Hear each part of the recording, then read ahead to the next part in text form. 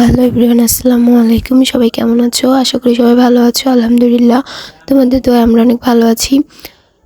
সকাল বাজে 9টা। সকাল সকাল ফ্রেশ হয়ে চলে আসলাম চা বানাইতে।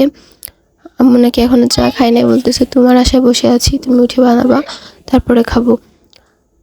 কি করার, আম্মু যখন বলছে বানাইতে হবে। তো আমি চা বানাইছি। আম্মু বলছে তোমার আব্বু দেখো রুটি আনছে বেকারি থেকে, ওইগুলা করো। পর আমি রুটি আবার না পুড়িয়ে খাই না, রুটি খাইলেও সেটা পুড়িয়ে খাইলে বেশি ভালো লাগে। কিন্তু রুটি পোড়া দুধ চার সাথে বেশি ভালো হয়, কিন্তু এখন আর দুধ চা খাওয়া যাবে না। দুধ চা খাইলে নাকি ক্ষতি হবে, খাইতে দিবে না আমাদের জন্য। লাল চা দিয়ে রুটি পোড়াই খাবো। এদিকে চার পানি উঠে দিয়েছি, চা পাতা ছিল না, চা পাতাটা নিয়ে আসছে, তারপরে দিছি।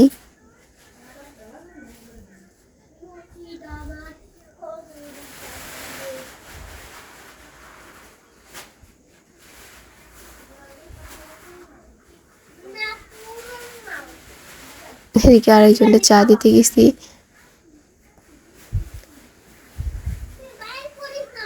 তার এসে এলাচ পড়ে গেছে। এটা নিয়ে বলতেছে আমার পাতে এলাচ দিলা কিসের জন্য, এটা নিয়ে হাসতেছিল। এই তো আমার চা বানানো শেষ, এখন আমরা নাস্তা করবো।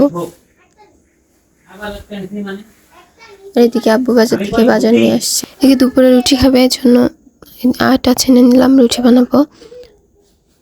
তো আমি রুটি বানাচ্ছিলাম, রুটিগুলো এত সুন্দর হচ্ছিল, গোল গোল করে। একদিকে বেলতেছিলাম, একদিকে রুটি সেঁকতেছিলাম। আমি আর কিছু পারি না পারি, রুটি বানাইতে সুন্দরই পারি। আমার রুটিগুলো অনেক সুন্দর করে ফুলে।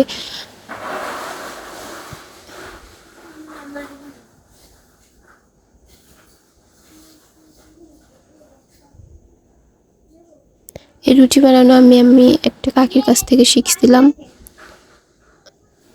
আমার আম্মু রুটি বানাইতে পারে না, আমি তার কাছে থেকে এগুলা শিখছিলাম।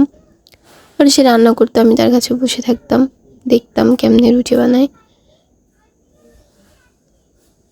3বার উল্টাইলে নাকি রুটি ফুলবে। যে আমার রুটিটা ফুলছে, এটা একটু কম ফুলছে। তো আমার রুটি বানানো শেষ। এদিকে আম্মু রান্না করছে মুরগির মাংস, সিম দিয়ে আলু দিয়ে কফি দিয়ে রান্না করছে, চিংড়ি মাছ দিয়ে। আর এদিকে রুটি। তো এখন দুপুরের খাওয়া খাবে। ভিডিওটা এই পর্যন্ত। ভালো লাগলে লাইক কমেন্ট করে শেয়ার করে পাশে থাকবেন। Bye bye.